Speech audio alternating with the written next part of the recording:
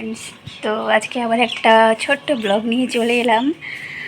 চলো আজকে ফ্রিজ থেকে কি বের করবো। দেখো কিছু নেই, ফ্রিজটা একদম খালি, একদম খালি, কিছু নেই। তো এখানে কালকের কিছু তরকারি আছে, সে তরকারিগুলো বের করব। আর এখন রান্না হবে। তো কালকের মাছের তরকারি আর আজকে একটা সবজি রান্না করব। চলো তাড়াতাড়ি রান্নাবান্না সেরে নিই। আর এই যে মশলা, এই মশলাটা করে নিচ্ছি। এই মশলাটা এখানে রাখলাম। আর এখানে কোনটার মধ্যে মাছের তরকারি আছে বুঝতে পারছি না, দাঁড়াও, আমি ঠিক বুঝতে পারছি না কোনটার মধ্যে আছে। তো সবগুলো বের করে নিই। দেখো একদম পুরো খালি, কিচ্ছু নেই। আর এখানেও ডিপ ফ্রিজেও কিছু নেই। এই যে দেখো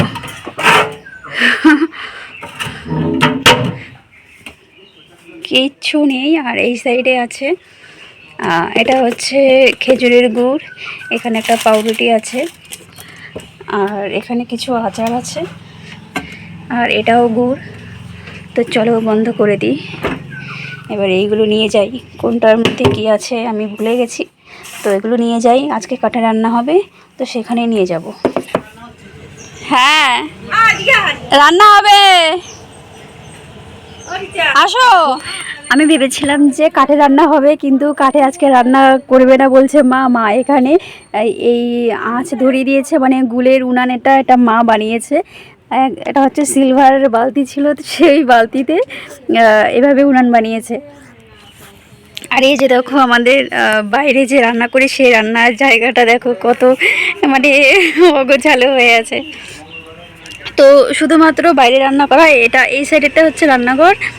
তো প্রচণ্ড ধোঁয়া আসছে, তো এখানে রান্না করা হয় বলে শুধুমাত্র একটু ঘেরা দিয়ে দেওয়া হয়েছে এরকমভাবে। তো কাঠেই রান্না হতো, আর কাঠে তো রান্না হবে না। আর সবচেয়ে মানে মেন কথা হলো গ্যাসেই রান্না করতাম। তো কাঠেও রান্না করি, গ্যাসেও রান্না করি, মাঝে মধ্যে বেশিরভাগ সময়টা গ্যাসে রান্না করা হয়। আর খুব কম সময় এই কাঠে রান্না করি। তো যখন শীতকাল আসে, শীতকালে কিন্তু সবসময় কাঠেই রান্না করা হয়। আর কাঠে রান্না করতে খুব ভালো লাগে, তখন গরমকালে খুব কষ্ট হয়। আর হচ্ছে যে আমাদের গ্যাস ফুরিয়ে গেছে, তো গ্যাস নেই, গ্যাস শেষ হয়ে গেছে, সেই জন্য এখানে এইভাবে রান্না করব। তো কালকের কিছু মাছের তরকারি আছে, ফ্রিজে ছিল, তোমরা তো দেখলে বের করলাম। আর এখানে সব কিছু আমি এখন নিয়ে আসবো, শুধুমাত্র একটা সবজি রান্না হবে, সেটা হচ্ছে আলু দিয়ে, সজনে ডাঁটা দিয়ে, টমেটো দিয়ে একটা ঝোল হবে। আর দেখি আর যদি কিছু করা যায় তো করবো। আর একটা জিনিস তোমাদের দেখাচ্ছি, দেখো এই যে দেখো এখানে একটা সজনে গাছ হয়ে গেছে। এখানে একটা মানে গাছের গুঁড়ি ছিল।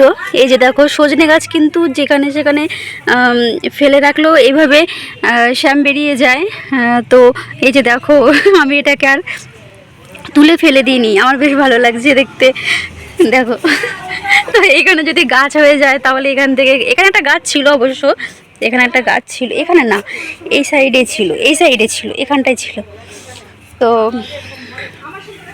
এই হচ্ছে আমাদের বাইরের রান্নাঘরটা।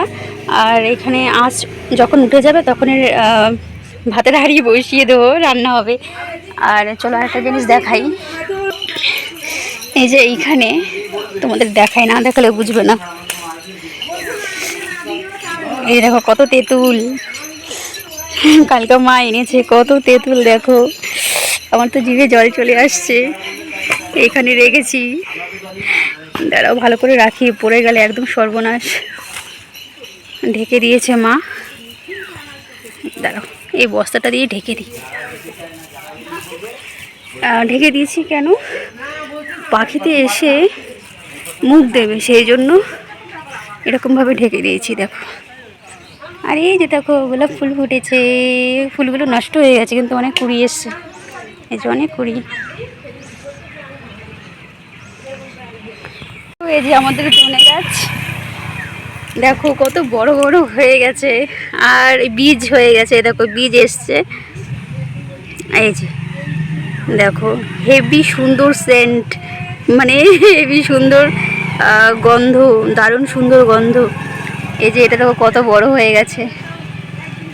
আমি বীজ এনে এরকম এখানেই আমি ছড়িয়েছিলাম, তো তরকারিতে দেওয়া হয়। আবার এই বীজগুলো রেখে দিয়েছি, যখন একটু বড় হবে তখন বেটে তরকারিতে দেওয়া হবে। তো চলো দেখি বেগুন হয়েছে কিনা আমি দেখি। এখানে যে বেগুন গাছ হয়নি মনে হচ্ছে, হয়নি বেগুন হয়নি। হনুমান সেদিন 2টো বেগুন খেয়ে ফেলেছে, আমি দেখিনি কোথায় ছিল। আর এত খুঁজেছি তারপরেও বেগুন ছিল, একটা বেগুন তো দেখেছি কিন্তু বেগুনটা ভালো না। দাঁড়াও, ওই যে বেগুন, ওয়া বাবা কত কাটা। এই যে বেগুন, দাঁড়াও দেখতে পাচ্ছ কিনা জানি না, এই যে দাঁড়া আমি বাহাতে ধরেছি তো টেনে আনি, বেগুনটা বুড়ো হয়ে গেছে। এই যে এই যে কিছু আনলাম না আমি কাটার জন্য।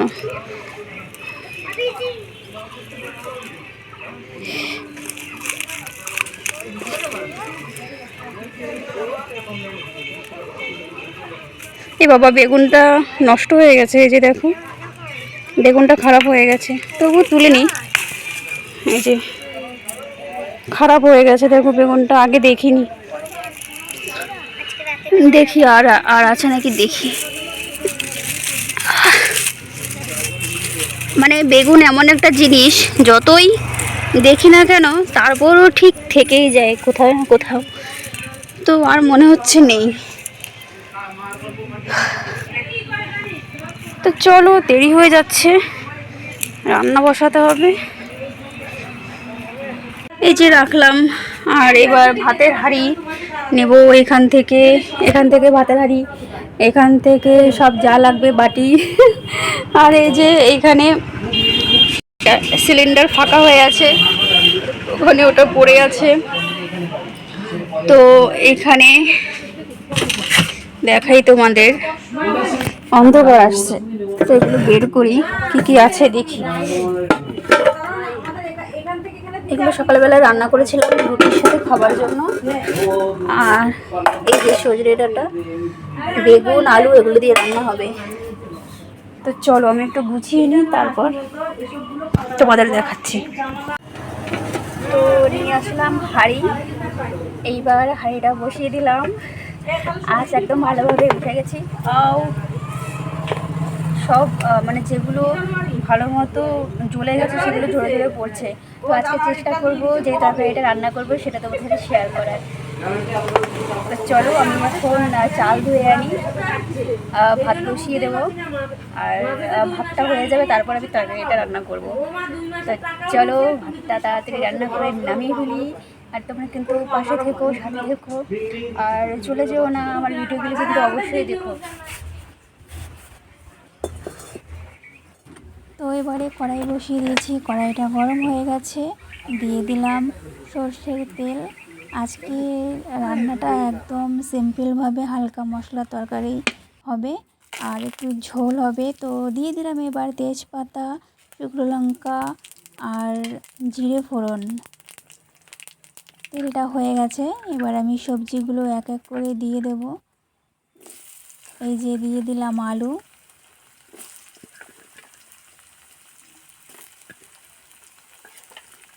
আমি রান্নার ভিডিও তো সেরকম দিই না বললেই চলে। তো এবার থেকে টুকটাক তোমাদের সাথে রান্নাটা শেয়ার করব ভাবছি।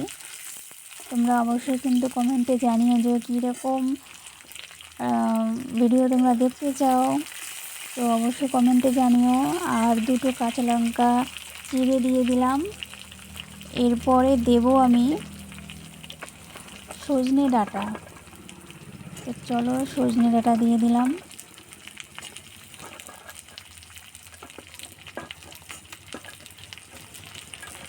আবার সজনে ডাঁটা দিয়ে ভালো করে আরেকটু ভাজা ভাজা করে নেব। এখনও পর্যন্ত আমি লবণ দিইনি, তো এরপরে আমি একটু ভালো করে নেড়ে চেড়ে একটু ভাজা ভাজা করে নিয়েছি। এবার দিয়ে দিলাম বেগুন। তো বেগুনটা দিয়ে দেওয়ার পর আবার আরেকটুভাবে ভালো করে নাড়াচাড়া করে নেব। আরেকটু ভাজা ভাজা হয়ে আসলে এইবার আমি লবণ দিয়ে দেব। দিয়ে দিলাম লবণ স্বাদ মতো।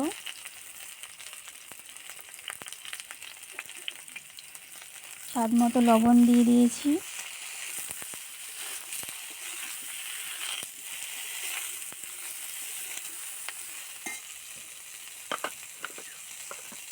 এরপরে আমি দিয়ে দেব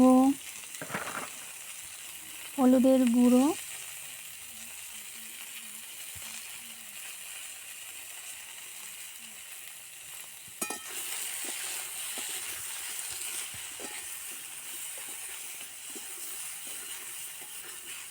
এবার ভালো করে কষিয়ে নেব।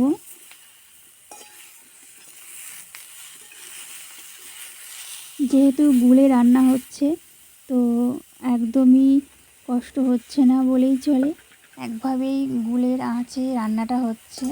খুব মনে হচ্ছে যেন আমি বেশ শান্তভাবে রান্নাটা রান্না করছি, কোনো রকম অসুবিধেই হচ্ছে না। আর দিয়ে দিলাম একটা টমেটো 4 পিস করে কেটে দিয়ে দিয়েছি।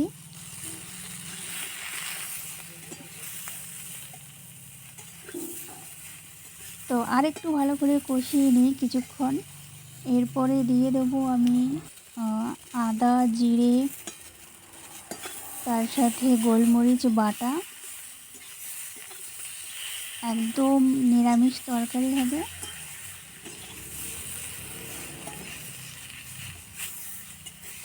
তো ভালো করে কষিয়ে নিচ্ছি আবারও।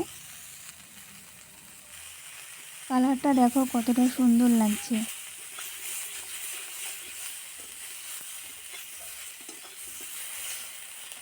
তো আমার কষানো হয়ে গেছে। এবারে আমি দিয়ে দেব লঙ্কার গুঁড়ো। তো লঙ্কার গুঁড়োটা ভেবেছি দেব না, তো মনে হলো যে না একটু দিই, তাহলে কালারটা আর একটু ভালো আসবে, সেই জন্য আর একটু লঙ্কার গুঁড়ো দিয়ে দিলাম। দেখো আমার লঙ্কার গুঁড়ো দেওয়ার চামচ বলতে খুন্তির মতোই দেখতে। তো কতটা সুন্দর লাগছে দেখতে, তাই না? ঠিক আছে, এইবার আমি দিয়ে দিয়েছি একটু জল।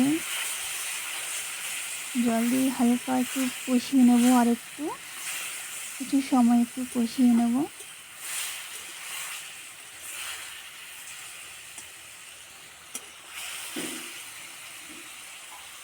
তো আমার কষানো হয়ে গেছে। দেখো জলটা একদম টেনে গেছে।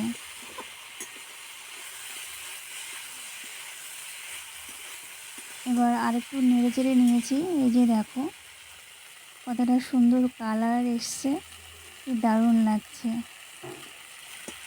মনে হচ্ছে খেতেও বেশ দারুণ হবে। তবে আরেকটা জিনিস দিতে পারলে খুব ভালো হতো, সেটা হচ্ছে ডালের বড়ি। তো সেটা ছিল না। এবারে দিয়ে দিয়েছি আর একটু জল, এটা ঝোলের জন্য। তো এক কথায় ঝোল, হালকা ঝোল রাখবো এই তরকারির মধ্যে। তো গরমের সময় এই সজনে ডাঁটার হালকা ঝোলের তরকারি গরম ভাতের সাথে খেতেই কিন্তু আলাদাই মজা। তো তোমরা কি এভাবে রান্না করো? আশা করি তোমরাও করো, সকলেই এই রান্নাটা জানে। তো এই যে দেখো আমি ঢাকনা দিয়ে কিছুক্ষণ রেখেছিলাম। তো মনে হলো যে আরেকটু ঢেকে রাখতে হবে, তো আরেকটু ঢেকে রাখি। হয়ে গেল। দেখো কত সুন্দর তরকারির মানে কালারটা এসছে। টমেটোটা দেখো একদম লাল টকটকে, কি দারুণ লাগছে। মনে হচ্ছে খেতে বেশ মজা হবে, খুব ভালোও হবে। কারণ তরকারির কালার দেখেও কিন্তু অনেক সময় বোঝা যায় যে তরকারিটা কেমন হবে। এবারে দিয়ে দিলাম ধনেপাতা। এগুলো আমাদের বাড়িতে ধনে গাছ হয়েছিল, সেখান থেকে আমি তুলে এনে ধুয়ে তারপরে দিয়ে দিলাম। দারুণ সুন্দর মানে গন্ধ বেরোচ্ছে, ভীষণ সুন্দর গন্ধ বেরোচ্ছে। তো হয়ে গেল আজকে আমার রান্না করা। হঠাৎ ভেবেছিলাম যে তোমাদের সাথে একটু রান্নাটা শেয়ার করি, তাই তোমাদের সাথে শেয়ার করলাম। আর এই যে দেখো এখনও কতটা আগুন রয়ে গেছে, মানে আগুনের যে আঁচটা থাকে সেটা। তো যাই হোক, নামিয়ে নিচ্ছি। ফাইনালি আমার তরকারি রান্না করা হয়ে গেছে, রেডি। এবার হচ্ছে খাওয়ার পালা। তো খাওয়াটা আর দেখালাম না, এখানে এই পর্যন্তই আজ এন্ড করব। এই যে দেখো এখনও কিন্তু আরেকটা তরকারি হয়েছে, তো ভাতটাও হয়ে গেছে, আর কিছুই করার নেই। তো চলো দেখা হচ্ছে নেক্সট ভিডিওতে, টাটা বাই।